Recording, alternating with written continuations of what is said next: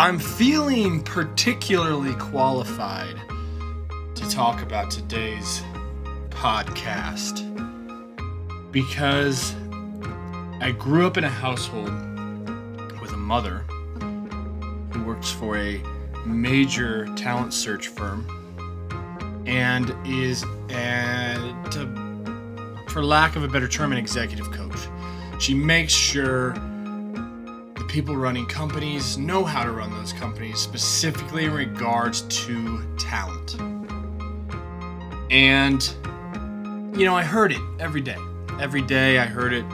And the older I've gotten, the more I realize I have internalized a lot of what she said, a lot of what she does. And at 65, she is still going strong, turning down business because she's in such high demand for what she does, and she's fantastic at it. So shout out to my mom for imparting that on me, even if I didn't realize it when I was younger. But today's podcast really strikes a chord with me.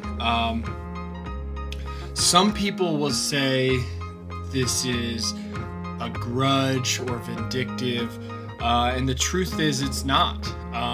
I'm going to talk about a former employer from when I first got into this business, and really what ends up being a symptom of a lot of larger agencies in this industry. And it just strikes a chord with me. It hits me, it hurts me, it's near and dear to me because it shouldn't be something that's practiced, but it is. And that is why I feel a need today more than ever to bring it up. I posted something to LinkedIn yesterday about we're no longer going to employ anyone that's specifically hired to develop business, because over the course of now 5+ years of our existence, we've had that person, and the truth is, for what we spend on that salary and the whining and dining and schmoozing and boozing, it doesn't add up. It puts us in a net negative position versus just letting the business roll in. I kind of equate it to tortoise and the hare, right? And a lot of businesses try to be the hare, right? Spend to get the business, to get people to come in, and then it fails. So we're switching to the tortoise model, which will allow us to just let the business trickle in. It may not allow us to grow as fast. It may not allow us to scale as quickly as I think maybe a lot of people envision. I mean, there's this mentality in business, make as much money as you possibly can. That's not why we're here. That's not why I'm here. I love what I do. I get to do it every day. I'm proud of it. So we switched to this tortoise model. It's going to be what it is. We're happy about it. But I bring that up because that's ultimately what we're talking about today. Matching your values. Hey everybody, I'm Luke Miller, your host of Talk Shop, a weekly, sometimes twice weekly, sometimes bi-weekly, sometimes every 2 weeks. I don't know, it comes out. It's not a regular interval. But I am the host of this program, Talk Shop. I am the CEO, founder of a company called Moment Creative, Moment Production, also the janitor. Also the company coffee maker, the refrigerator cleaner, the lifeguard in some cases as well. We do it all. That's the model of Moment. Matching values. Why is this important? Well, and I bring this up because, and like I said, this may seem grudgy. When I first finished my master's program, I was invited by a company that I had previously worked for on tour, managing tours for experiential marketing, which was a lot of fun. I did that throughout my school because it's such good pay, right? You're on the road for several months at a time, but the pay is fantastic, and you really don't have to work for the school year because you worked your tail off in the summer. I had many conversations with this agency I had been working with about potentially coming in-house once I graduated. So sure enough, I graduated, and they offered me a position.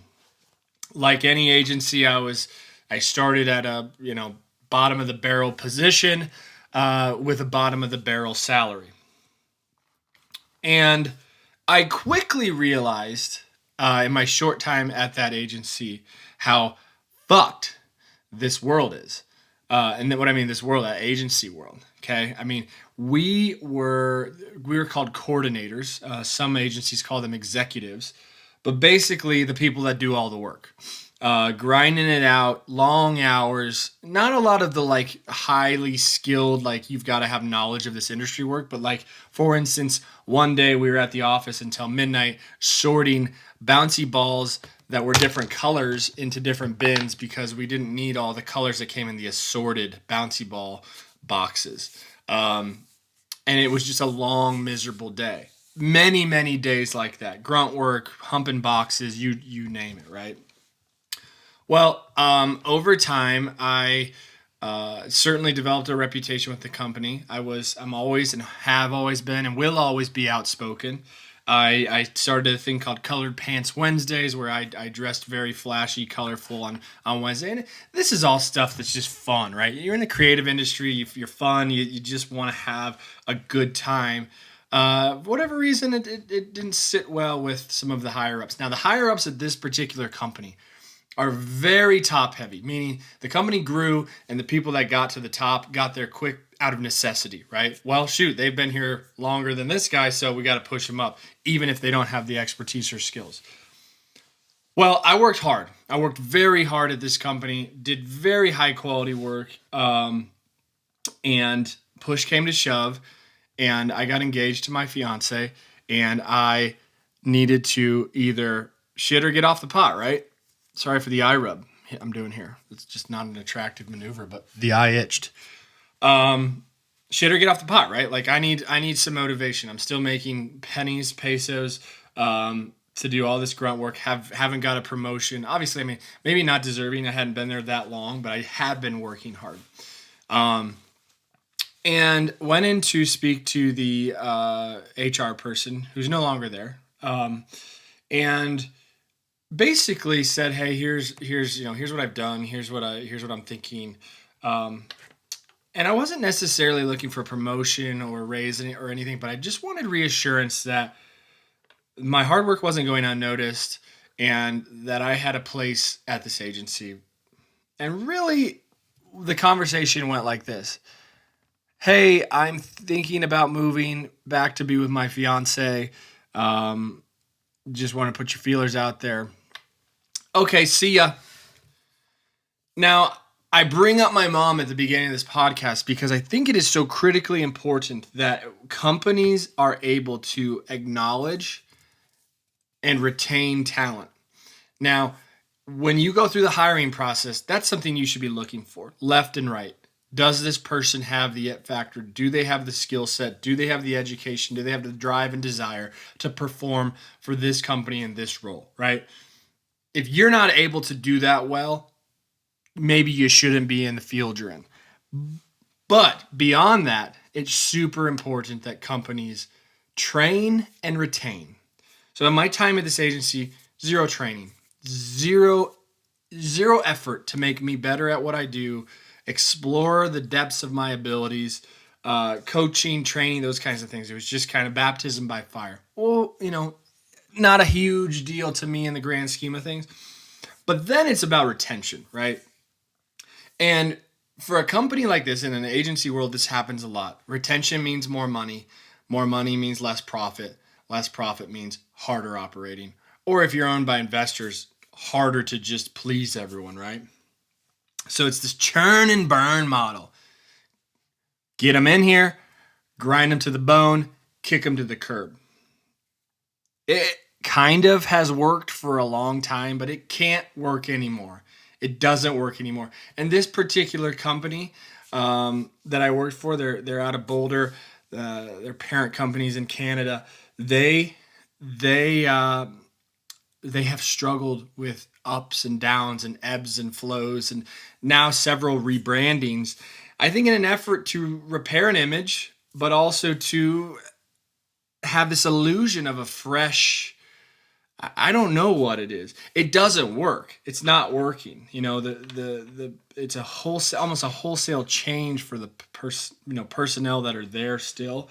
But my point here is not so much to disparage the individuals that are still there or have gone there. It's a culture thing. It's a company thing. I wish everyone that works there or has worked there the best. I really do.